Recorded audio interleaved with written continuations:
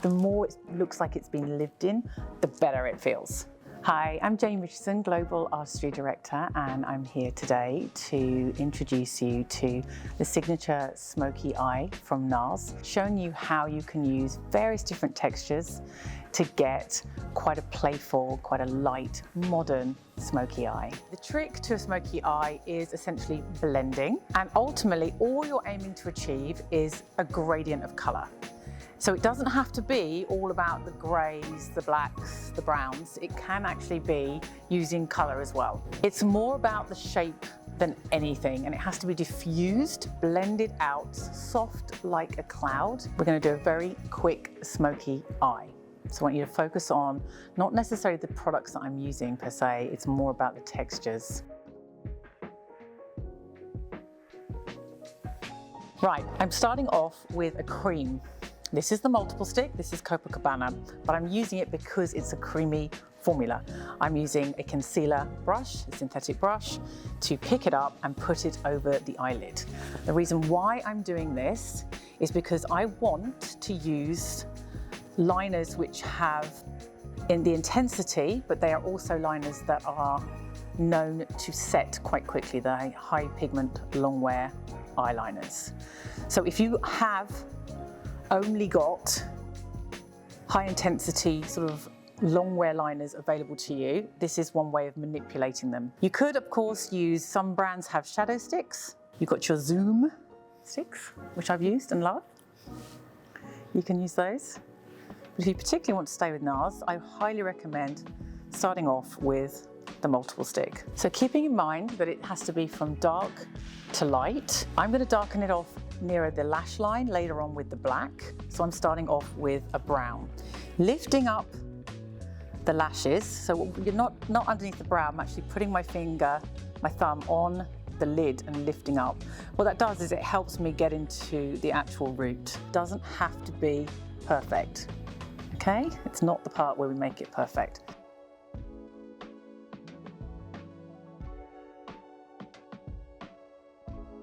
Just turn towards me. Now open your eyes and look down for me to your right. You've quickly done one side, just do the other side. Now what I'm going to do is go underneath. So again, starting in the outer corner, I'm just taking it along the lash line. The difference here is that I'm going to go back to my synthetic brush with the Copacabana, and before it sets, I'm just going to push into that so it starts to diffuse. And you can even just warm with the warmth of your finger. So I'm going back in with the cream. And what I'm doing is I'm turning the brush upside down so I can use the tip of the brush, pulling into the colour and pulling that pigment up. And you instantly start to get a smoke. I'm happy with this, I'm happy with the shape. So what I'm going to do now is I'm going to go to a powder eyeshadow, a red-based eyeshadow, and I'm going to use a much stronger, longer head brush, and I'm just pushing the pigment into the brush so it doesn't go all over the face, basically. I'm going to start in the outer corner. I'm pushing the powder over the creams. Powder is setting the cream, and you still get that lovely smoke happening where it's darker at the lash line and lighter as it comes up over the eyelid. So before I move on to actually doing a little bit more blending, I'm going to do exactly the same, what I've just done on the upper lid to the lower lid. So I'm going to use a smaller brush, shorter length, start in the outer corner, and again that tip of the brush goes right to the roots. Then as you go in, you're delivering less pigment, but the rest of the brush that's sitting in that lovely curve has still got pigment on, but will start that incredible soft diffused edge. You could come down further here, but I actually like the idea of it being a little bit stronger in the outer corner on you. So I've just picked up a little bit more pigment and put it in this corner here. I know I'm going to be blending it out, so again, I'm not worrying too much about what's happening. This is all going to be blended out. You could go higher up with the eyeshadow, but can you start to see? Just look down for me. But if we come up here, and actually you can see where the colour naturally is migrating here, that's actually a really good way. If you get transfer, if you do want to come up a bit higher, that's a really good indicator of how far to come up.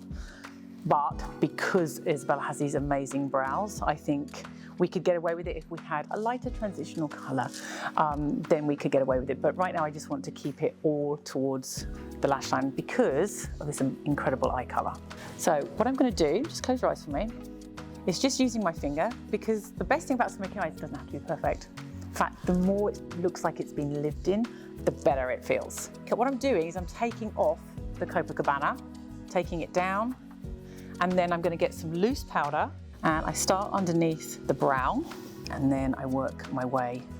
Pull back on the brush, and you're blending. Powder is your best friend because it blends it out so beautifully. And then, do you know what? There's nothing wrong with you leaving it exactly as it was. A little bit of powder and just underneath the eye. I'm not going right up to the lash line, I'm just diffusing that edge. And this is ordinary loose powder, it's not like translucent or anything like that. So the last thing that we're going to do is intensify at the roots of the lash line and the inner part of the eye. I'm going to lift up, and then what I'm doing is just going into the roots lashes. I'm going to do the lower waterline as well. I want you to just see that you can just do the inner waterline and it's quite tight. You could come onto the lashes and extend that, the deeper part of it. You could even come onto the top here. You could use a gel liner with a push liner brush to get a really tight line. I want to give a little bit of depth on the top. No, I'm not going to do it from one end to the other. And the reason why I'm doing that is because I want that thicker black to be a contrast right at that part of the eye to really make it pop. So the final part of the eye is obviously mascara. We love the mascara.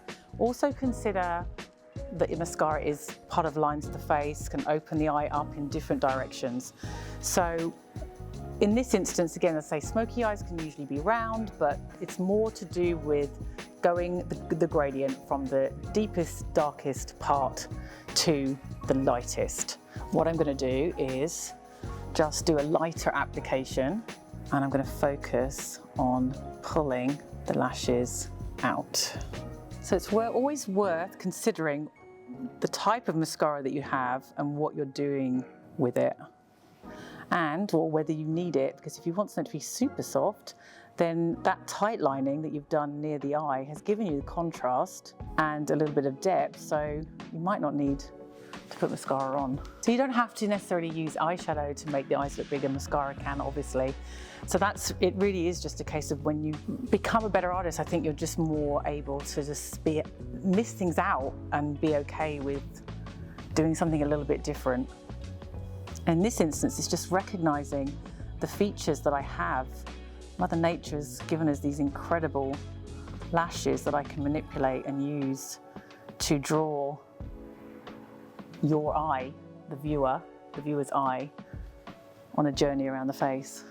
Now, the brows are an important part of any eye story, whether you're doing a soft eye, a smoky eye, whatever you're doing. So always check the brows, and also be okay with stepping away. So we've finished the smoky eye. So this is where we get the power of makeup. So we can give you the mirror there, and you can see how you feel. I can see what you mean with the mascara as well.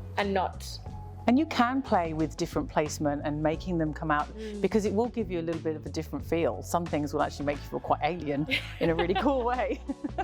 But it's always about being playful. As I say, there are so many different ways of doing a smoky eye. This is just one of many, and I'll probably be back to do another version. But in this instance, this is all about using creams. In this case, it's Copacabana to get the transparency.